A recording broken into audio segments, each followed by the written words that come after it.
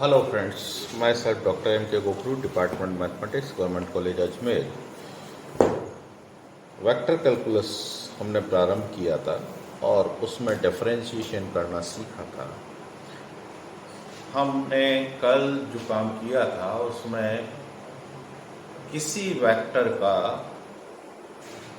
अगर परिमाण अचर है, दिशा की बात नहीं कर रहा, परिमाण अचर है, तो क्या result necessary and sufficient condition हमने प्रूव की थी कि परिमाण अचर होने पर उस vector A dot D A और डी टी आपका डॉट प्रोडक्ट क्या होगा, ज़ीरो, ये बताया था। और अगर दिशा अचर है तो दिशा अचर होने पर अगर पूरा का पूरा कांस्टेंट है तो डेरिवेटिव ज़ीरो, और अगर परिमाण केवल परिमाण अचर है तो उस स्थिति में ए डी ए और डी टी ये ज़ीरो के बराबर होगा। यानी ए और डी ए और डी टी यानी उसका डेरिवेटिव आपस में परपेंडिकुलर होगा। Dot product of two vector is zero means they are perpendicular to each other. और अगर डायरेक्शन कांस्टेंट है तो हमने एस्टेब्लिश किया था कि ए क्रॉस डी ए और D T is equal to zero. ये दो महत्वपूर्ण रिजल्ट हमने एस्टेब्लिश किए थे। अब आज geometrical interpretations of the derivatives का ज्योमेट्रिकल इंटरप्रिटेशंस की बात करें तो देखिए, कोई पॉइंट ओरिजिन के रेस्पेक्ट में एक यहाँ टी वेरी करते चले जाएं, टी के वेरिएशन के साथ ये इस पॉइंट जिसको मैं पी कह रहा हूँ उसका पोजीशन वेक्टर आर है, इसको पोजीशन वेक्टर आर है इस पॉइंट का, जिस पर वेरिएबल अदिश राशि का वेरिएबल टी है। तो आर इज इक्वल टू हम क्या लिखते हैं, थोड़ा सा स्ट्रेट लाइन लग रहा है इसलिए मैं थोड़ा सा ओरिजिनल ले लेता हूँ ताकि क्लियर रहे। ओरिजिन ये है ओपी, तो R is a function of R vector is a function of T represent this R represent OP, vector OP. R is nothing but vector OP.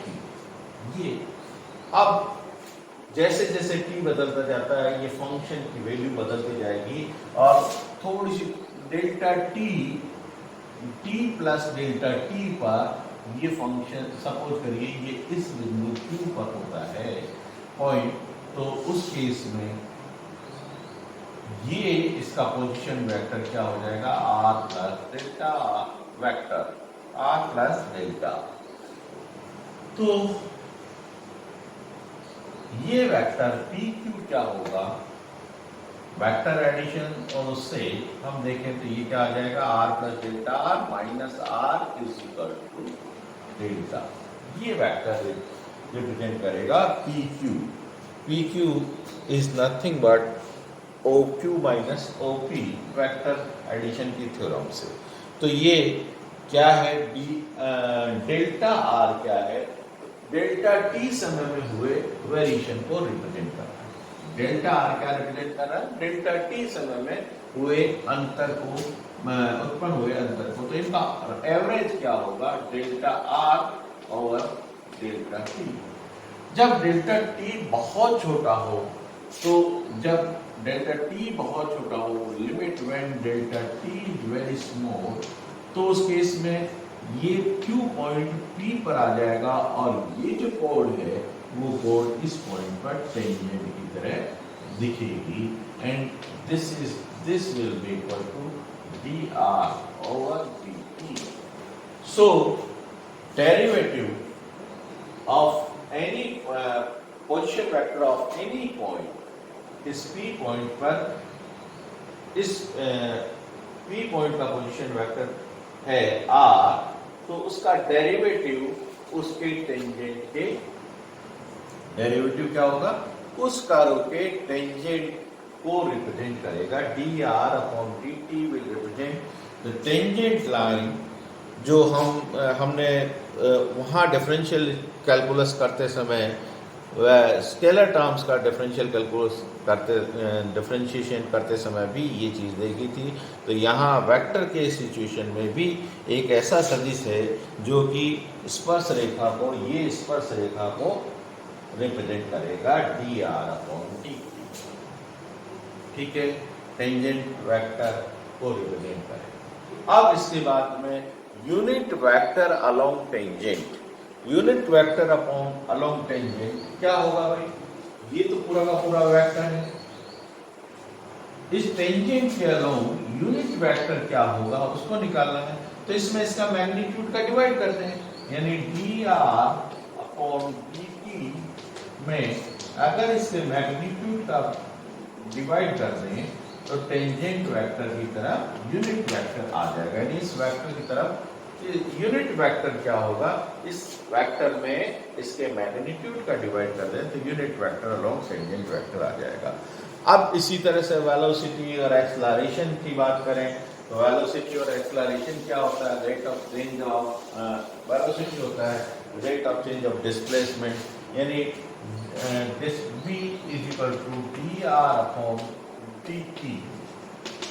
मैं सीधा लिख रहा हूँ, डी आर और डी टी का मतलब rate of change of R, R का मतलब पोजीशन वेक्टर की चेंज होने की रेट है वो v से रिप्रेजेंट होगी। तो v is equal to D और डी आर और डी टी अभी मैंने बताया, this is nothing but limit delta T tends to 0 delta R upon delta T. ये डेल्टा आर क्या है? पोजीशन में चेंज, कितने समय में? डेल्टा टी समय में। तो एवरेज पोजीशन में चेंज क्या हो गया? Del R over del T हुआ। और जब लिमिटिंग केस में बात करेंगे when delta T is very small tending to 0, तो ये क्या हो जाएगा? D R over D T will represent velocity. Acceleration की बात करें, एफ अगर एक्सेलरेशन करें तो this is nothing but rate of change of velocity होता है। वेलोसिटी के अंदर किस रेट से चेंज हो रहा है वो एक्सेलरेशन होता है। और इसको हम लिख सकते हैं D over D T of v is nothing but D R over D T. This is D two R over D T square represent the acceleration of the particle. तो ये कुछ रिजल्ट्स हैं जो आज बताने थे। अभी उसके बाद कुछ क्वेश्चंस और करते हैं हम वेक्टर के संबंध में। क्वेश्चन करते समय हमें क्वांटिटी कैसा बिहेव कर रही है, टर्म कैसा बिहेव कर रही है, उसके बारे में थोड़ी सी जानकारी रखना आवश्यक है कि ये जो अपन टर्म जिसको डिफरेंशिएशन कर रहे हैं वो उसका नेचर क्या है, तो हमारा काम थोड़ा आसान हो जाएगा। अब मैं बहुत ज़्यादा क्वेश्चंस पे तो नहीं, पर हाँ कुछ क्वेश्चंस करने चाहिए, तो मैं करता हूँ एक दो क्वेश्चन। देखिए, R is equal to, if A and B are constant vector, A and B are constant, यानी ये अचर सदिश है, वेक्टर भी है A और B वेक्टर भी है, पर they are constant vector. Constant का मतलब इनका डिफरेंशिएशन का, जैसे कांस्टेंट वेक्टर पूरा कांस्टेंट कह दिया, इसका मतलब मैग्नीट्यूड भी डायरेक्शन भी सब कांस्टेंट है। जैसे ही ये कह दिया इसका मतलब हम जानते हैं रिजल्ट जो हमने डिराइव किए कि इनके डेरिवेटिव 0 होंगे, इनके डेरिवेटिव जहां भी आएंगे वो 0 होंगे। तो D R over D T is equal to 0 होगा, constant vector. And R is the vector function of scalar variable T. R is the vector function of scalar variable T. इस तरह का है, is cos N T I plus sine N T से। मैं simple वाला question कर रहा हूं, अभी थोड़ा सा और आगे बात करें। जे आई जे नहीं बल्कि ए और बी के ग्रुप बने, ए और बी ये कांस्टेंट वेक्टर है, ध्यान रखें ए और B are constant vector. Then prove that, दो रिजल्ट प्रूव करवाए हैं। एक d2r over dt square will plus n square r will be equal to 0, and second result है r cross dr over dt is equal to n into a cross B. ये result prove करवाएं। कैसे prove करें भाई? देखिए, क्योंकि are ये देखा, यहाँ D R over D T हमें यहाँ भी चाहिए, यहाँ भी चाहिए, तो इसका मतलब इसका डेरिवेटिव तो हमें निकालना ही पड़ेगा। This is D R over D T equal cos N T का डिफरेंशिएशन क्या होता है? माइनस साइन एन टी का differentiation with respect to T करेंगे तो ये एन और आ जाएगा, माइनस साइन एन टी और into A as it is रहेगा। फर्स्ट फंक्शन अगर दो का फंक्शन मान लेता हूँ, मैं डायरेक्ट कर रहा हूँ, दो का first function derivative of first function into second function as it is plus first function into derivative of second, इसका डेरिवेटिव करेंगे तो जीरो आ जाएगा, इसलिए मैं यहाँ सीधा जीरो लिख रहा हूँ। प्लस इसी तरह से इसका डेरिवेटिव करेंगे तो साइन एन टी का होगा कोस एन टी और एन, और ये बी वेक्टर, ठीक है। ए और बी कांस्टेंट है, ध्यान है हमें, तो बी वेक्टर उसका डेरिवेटिव भी जीरो होगा, इसलिए नेक्स्ट टर्म बी प्लस में जीरो कर देंगे। तो D R over D T क्या आ गया? This is equal to minus N sine N T A plus N cos N T B. Here again d2r over dt square, d2r over dt square is nothing but d of dt of dr over dt ये होता है। तो हम क्या करें, इसका फिर differentiation होगा, फिर डिफरेंशिएशन होने पर क्या होगा भाई? साइन एन टी का ये हो जाएगा माइनस एन तो है ही कांस्टेंट, साइन एन टी का क्या होगा? फिर कोस एन टी हो जाएगा, और एन टी का क्या होगा? एक एन आएगा बाहर तो एन स्क्वायर, और ये कोस एन टी इंटू ए प्लस इसका डेरिवेटिव जीरो होगा, हमें पहले से जाना है, इसलिए मैं इसमें जीरो लिखना चाहिए मुझे, मैं नहीं लिख रहा हूँ, स्पेस की मेरे पास थोड़ी सी कमी है बोर्ड में, तो मैं ऐसा कर रहा हूँ। फिर इसका डिफरेंशिएशन करें तो क्या आएगा? और एन तो ऑलरेडी है, cos एन टी का differentiation minus sine N T, और ये एन टी का एन स्क्वायर, तो यहाँ आ जाएगा minus sine of N T, और ये बी, और बी का डेरिवेटिव जीरो होगा, इसलिए नेक्स्ट टर्म मैं नहीं लिख रहा। ये इसको मैं लिख सकता हूँ, this I can write minus N square तो कॉमन, और ए कॉस लिख सकता हूँ cos N T A plus sine N T B, ऐसा लिख सकता हूँ, और this is nothing but minus N square, और ये क्या हो गया? हमारे को दे रखा है this is your R vector, so d2r और dt square is equal to this one N square R, और अगर मैं इधर लिया हूं तो ये टर्म पहला रिजल्ट एस्टैब्लिश हो जाए, ठीक है, सिंपल सा है। फिर इसके बाद दूसरी बात ये करें, r cross dr over dt की बात करनी है, वो इसके बराबर आना चाहिए। तो यहाँ सेकंड डेरिवेटिव की मुझे जरूरत नहीं पड़ेगी, तो मैं सेकंड डेरिवेटिव वाली टर्म को हटा रहा हूँ। क्या करना चाहिए भाई? r cross dr over dt, यानी r cross dr over dt निकालना है मुझे, तो r की जगह मैं क्या लिखूं? cos N T in a plus sine N T into b cross, इससे क्रॉस प्रोडक्ट होगा, this is n minus sine N T a sine N T a plus N cos N T b, इसी के साथ cross product होगा। देखिए n तो constant है, तो मैं इस n को तो बाहर नहीं लेता हूँ, स्ट्रेट फॉरवर्ड n बाहर हो गया। उसके बाद आगे की बात करें तो cos एन टी और साइन एन टी मल्टीप्लाई हो जाएगा, पर यहाँ आएगा a क्रॉस a, क्योंकि क्रॉस प्रोडक्ट है ना, तो A क्रॉस A आएगा और A cross A will be equal to 0। तो ये टर्म का इस टर्म के साथ क्रॉस प्रोडक्ट 0 होगा। इस टर्म का इस टर्म के साथ क्रॉस प्रोडक्ट करें तो ये क्या आ जाएगा, n तो मैंने बाहर ले लिया, cos square, this is your cos square nt और A क्रॉस B क्या आएगा, A क्रॉस B। ठीक है, फिर इसके बाद इस टर्म का जब इस टर्म से मल्टीप्लाई करेंगे तो n तो मैंने बाहर ले लिया और ये this is sine square nt, sine square nt and b cross a, b cross a, b cross a ये आएगा। और जब इस टर्म का इसके साथ क्रॉस प्रोडक्ट करेंगे तो 0 हो जाएगा, क्योंकि b क्रॉस b आएगा। तो मुझे उसकी लिखने की आवश्यकता नहीं, वैसे उसको लिखना चाहिए पर लिख नहीं रहा हूँ, क्योंकि स्टेप्स थोड़ा सा टाइम सेविंग के लिए और कुछ भी नहीं लिखना चाहिए, कि एक बार बताना चाहिए कि भाई ये इस कारण से A क्रॉस A आ गया, लिखना भी चाहिए कि A cross A is equal to 0, इसलिए वो टर्म नहीं आएगी, B cross B is equal to 0, इसलिए वो टर्म नहीं आएगी।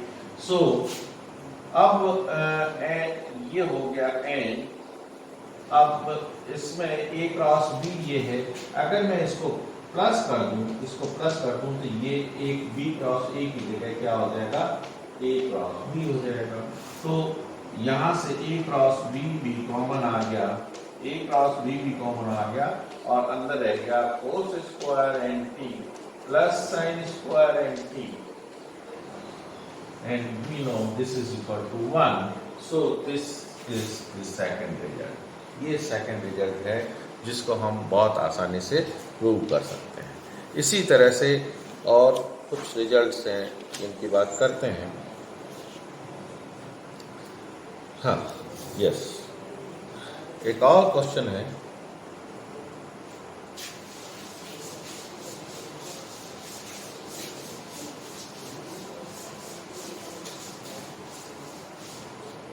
क्वेश्चन है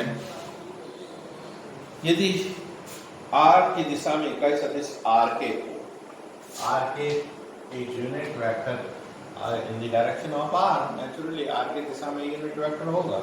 तो एक तो रिजल्ट ये है r के क्रॉस dr के over dt is equal to, this is equal to 1 upon r square into r cross dr over dt। ये पहला रिजल्ट तो मैं समझता हूँ बहुत आसान है, क्योंकि हमने वो सेकंड जो थ्योरम डायरेक्शन वाली की थी उसमें लेमा प्रूव किया था, उस लेमा में स्टार्टिंग में ही यही चीज प्रूव की थी। आर स्क्वायर इधर आया था तो उसका 1/r स्क्वायर उस तरह से कर सकते हैं, या हम हमारे तरीके से भी सोच सकते हैं r इज यूनिट वेक्टर। तो इसको करने का और भी मेथड, हम यहाँ r is equal to r vector is equal to r into r के, यानी ये मैग्नीट्यूड है और ये डायरेक्शन है, दोनों का कॉम्बिनेशन से यहाँ से dr ओवर dt या dr के ओवर dt निकाल के और भी कर सकते हैं। r क्रॉस या r cross dr over dt निकालें, यहाँ से dr ओवर dt निकालें, फिर क्रॉस प्रोडक्ट करें तो ये चीजें आ जाएगी। या इसको और भी करना है तो r के इज इक्वल टू 1/r और r ऐसा लिख के भी इसका डेरिवेटिव करके और इसके साथ क्रॉस प्रोडक्ट करके निकाल सकते हैं। हम दोनों तरीके अडॉप्ट कर सकते हैं। पर सेकंड रिजल्ट जो है इसका, उसके बारे में थोड़ा सा सोचना पड़ेगा, थोड़ा सा विचार करिए। सेकंड रिजल्ट ये है कि r के क्रॉस dr के ओवर dt, dr के over dt is equal to dr के ओवर dt, ये इसके बराबर होगा। पहले क्या कहा था कि r की दिशा में इकाई सदिश r के, और इसका क्रॉस प्रोडक्ट का मैग्नीट्यूड केवल इसके बराबर होगा। तो अब क्या करें, देखिए क्रॉस प्रोडक्ट है इनका, इसका मैग्नीट्यूड की बात करनी है। हम एक चीज जानते हैं, r के क्या है भाई, r के इज ए वेक्टर, इसका मैग्नीट्यूड क्या है, मैग्नीट्यूड इस वेक्टर का मैग्नीट्यूड 1 है।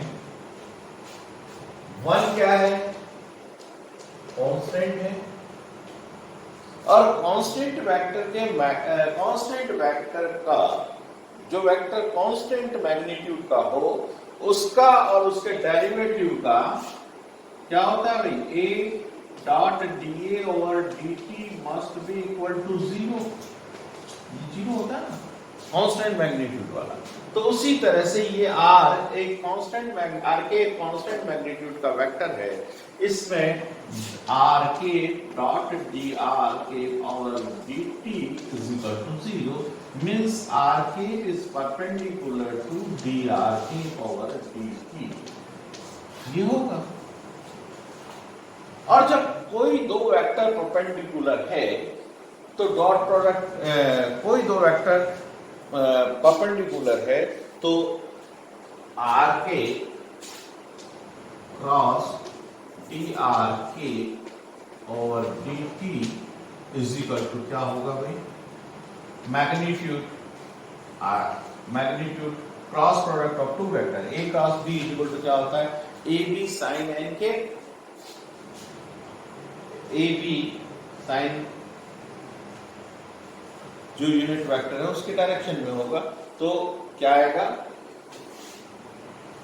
A B mode R mode D R over D T sine 90, क्योंकि दोनों वेक्टर परपेंडिकुलर है, साइन 90 एन के unit vector along the direction, जो कोई भी यूनिट वेक्टर होगा।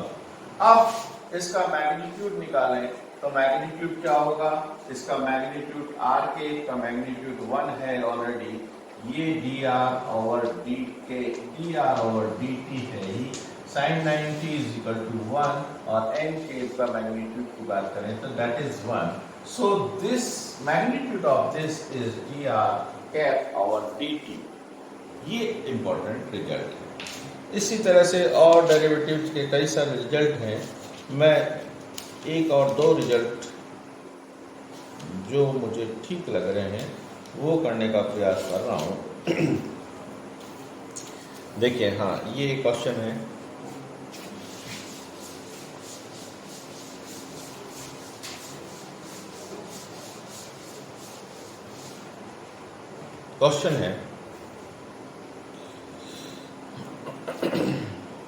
if R is a vector function of a scalar t and R its modulus,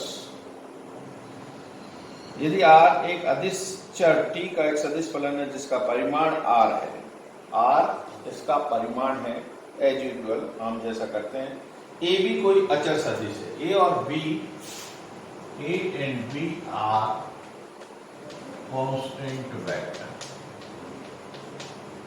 अचर सदिश, ये कांस्टेंट वेक्टर्स हैं, ध्यान रखिएगा।